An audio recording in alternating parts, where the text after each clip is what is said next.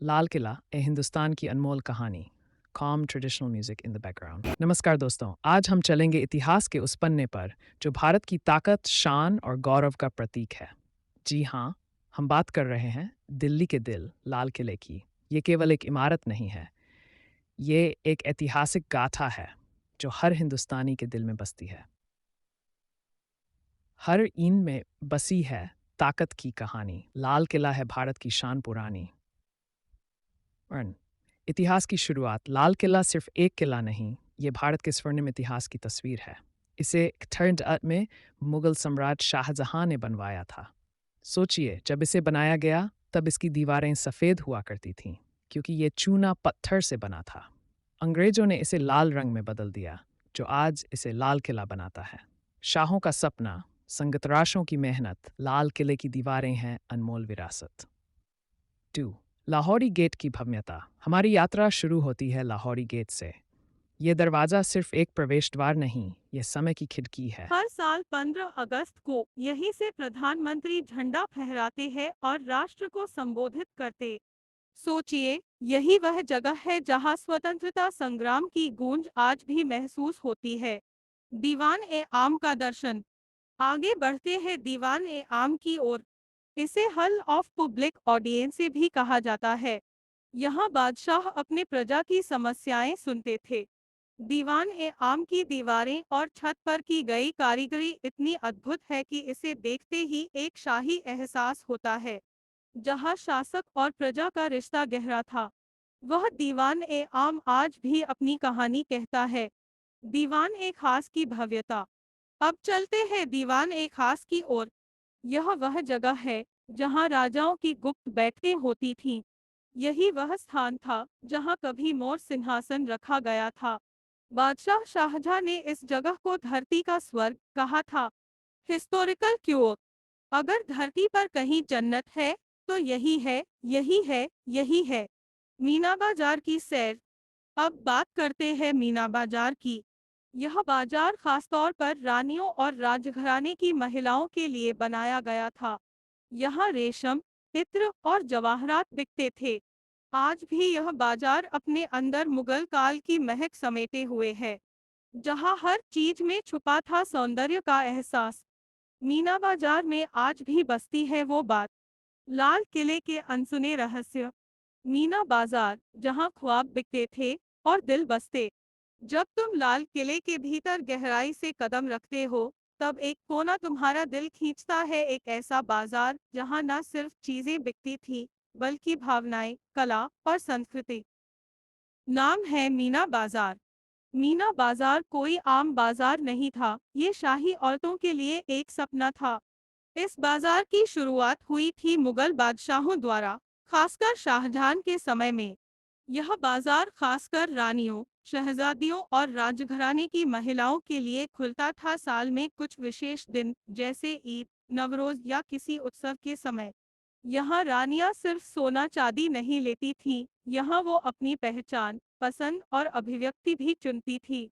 यहाँ की दुकानों में मिलते थे कश्मीरी शालें, मुलायम रेशमी कपड़े, इत्र, चंदन, केसर, बनारसी जरी, जड़ाऊ गहने और कांच की रंगीन चूड़ियाँ। कुछ स्त्रियां यहाँ दुकानदार भी होती थी, अपने हाथों के बनाए कढ़ाईदार दुपट्टे, चित्रकारी या गुलदस्ते बेचती थी। यह बाजार सिर्फ सौंदर्य का प्रतीक नहीं, बल्कि स्त्रियों के आत्मबल का गवाह था। जब कोई शायर कहता था गुलों में रंग है, जुबान में जादू, मीना बाजार की रौनक कुछ और है, तो वो महज तारीफ नहीं होती थी, वो उस माहौल का जश्न होती। दोस्तों, आज जब हम शॉपिंग मॉल में घूमते हैं, तो सोचिए उस दौर को, जब राजकुमारियां बिना किसी डर के अपने लिए गहने, खुशबू और शॉल चुन रही थीं और साथ में चुन रही थीं अपनी स्वतंत्रता। यही थी मीना बाजार, एक रंगों की दुनिया, एक भावनाओं का संगम। जैसे दर्शक वहीं हो। सामने देखिए, वो है एक छोटी सी दुकान जहां बैठी है एक बूढ़ी महिला, जो अपने हाथों से रेशमी रूमाल पर कढ़ाई कर रही है। उसकी उंगलियां कांप रही है, लेकिन डिजाइन में कोई कमी नहीं। उसके पीछे एक औरत खुशबुओं की शीशी खोलकर कहती है, बेटी, ये इत्र रानियों को महका चुका है, आज तुम्हारा इंतजार कर रहा है। बाजार में कभी कभी बादशाह और राजकुमार भी आते थे, लेकिन एक नियम के साथ, नकाब में, ताकि उनकी मौजूदगी रानियों को असहज न करे। मीना बाजार सजता था तो ऐसा लगता था जैसे पूरा किला मुस्कुरा रहा हो। अगर आजादी रंगों में होती तो मीना बाजार तिरंगा होता। अगर आत्मनिर्भरता की आवाज होती तो वो किसी रानी की चूड़ी की खनक होती। और अगर सपनों का पता पूछो तो वो मीना बाजार की गलियों से होकर जाता। कला, संगीत और नजाकत का संगम। मीना बाजार में संगीत भी होता था, सितार की मीठी ध्वनि, तबले की ठहराव और गजलों की गूंज। यह एक रॉयल फेस होता था जहां दिल भी नाचते थे और संस्कृति भी। आज मीना बाजार सैलानियों के लिए खुला है, लेकिन उसकी आत्मा अब भी वही है। जो भी आए वो एक बार जरूर कहता है, काश मैं उस जमाने में होता जब मीना बाजार जिया करता था। भारत का ध्वज मीना बाजार, वो बाजार जो शाही था लेकिन भावनात्मक भी। वो रौनक जो कभी फीकी नहीं हुई। जिस मिट्टी में लहू बहा हो, वो किले सिर्फ पत्थर नहीं होते, वो इतिहास की धड़कन होते हैं। आज हम चल पड़े हैं उस धड़कन को महसूस करने, लाल किले के सीने में छुपे उस गर्व को जीने जो हर हिंदुस्तानी की रगों में बहता है। संगमरमर का सिंहासन, जिसे नक्काशीदार हौज कहा जाता था, वहां लिखा होता था, IF There is a Pardise on the earth, it is this, it is this, it is this। यह आम जनता की फरियाद सुनने की जगह थी, एक सम्राट और जनता के बीच का पुल। अब बात करें उस जगह की जहां मुगल सम्राट अपने नजदीकी मंत्रियों और शहजादों से मिलते थे। यहाँ वो साजिशें रची जाती थी जो इतिहास बदल देती थी। यह सिर्फ एक कक्ष नहीं था, यह सत्ता का केंद्र था। दीवारों पर बहुमूल्य नक्काशी, चांदी और सोने की पत्तियों से सजे खंभे, और बीच में वो सिंहासन जिसे देखकर आज भी आत्मा कांप जाती है। फिर वो दिन आया जब किले की दीवारों ने चीखना शुरू किया। 1857 की क्रांति, जब लाल किला गुलामी की जंजीरों में जकड़ा गया। वो तख्त जो न्याय का प्रतीक था, अब एक लूट का सामान बन गया। कोहिनूर हीरा यहीं से चुराया गया। मयूर सिंहासन इंग्लैंड ले जाया गया। किले की नक्काशियों को नोच लिया गए। सिर्फ दीवारें टूटी नहीं, हमारे सपने, हमारी अस्मिता भी लूटी गई। लाल किला सिर्फ मुगल इतिहास का गवाह नहीं है, ये भारत की आज़ादी की लड़ाई का मंदिर है। 1945-46 में यहाँ चला था वो मुकदमा जिसने हिंदुस्तान की नींव हिला दी। नेताजी सुभाष चंद्र बोस के सैनिकों को गद्दारी के आरोप में यहाँ पेश किया गया। लेकिन जनांदोलन की लहर इतनी तेज थी कि ब्रिटिश हिल गए। ये वही किला था जहाँ गुलामी के फरमान पढ़े गए और फिर आजादी की गूंज भी उठी। वो रात थी, तारीख की सबसे रोशन रात, जब दिल्ली की हवाओं में तिरंगा लहराया और हर दीवार ने आजादी का गीत गाया। जवाहरलाल नेहरू ने लाल किले से देश को संबोधित किया और हर भारतवासी की आंखों में आंसू थे। 80 the stroke of midnight, India awoke to freedom. आज भी हर 15 अगस्त को लाल किले से तिरंगा फहराया जाता है। यह सिर्फ एक परंपरा नहीं, एक याद है, एक कसम है। कभी फिर से न झुकने की, कभी फिर से न सोने की उस गुलामी में। यहाँ हर ईंट, हर पत्थर आज भी कहता है, तुम भूल सकते हो हमें, पर ये दीवारें नहीं भूलती उन रणबांकुरों को जिनके लहू से यह वतन बना है। मैं जब भी लाल किले की दीवारों को छूता हूँ, तो लगता है जैसे किसी बूढ़े सैनिक की हथेली को चूमा हो जिसने अपनी पूरी जवानी इस देश को दिया। ये सिर्फ एक स्मारक नहीं, ये हमारी आत्मा का सरफरोशी की तमन्ना अब हमारे दिल में है। देखना है जोर कितना बाजुए कातिल में है। किसी ने पूछा, लाल किला लाल क्यों है? हमने कहा, क्योंकि ये किला नहीं, उन शहीदों का कफन है जो हंसते हुए देश के लिए कुर्बान हो गए।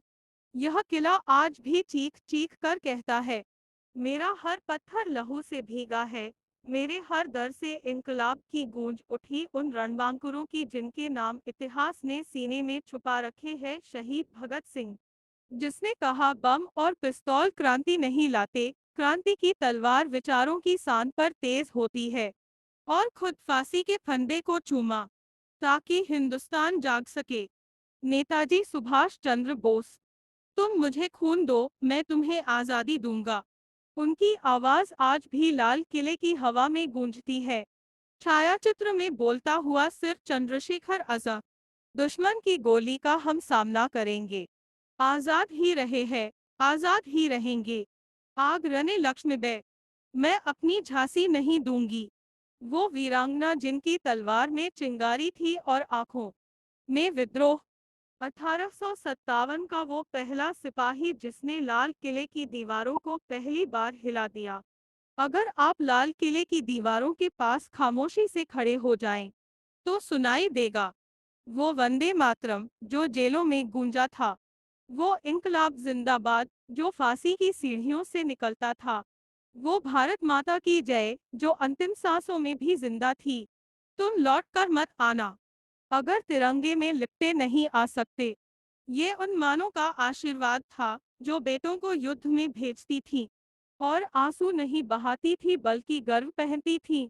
ये लाल किला नहीं, ये सौगंध है हर उस जान की जो वतन पर न्यौछावर हुई।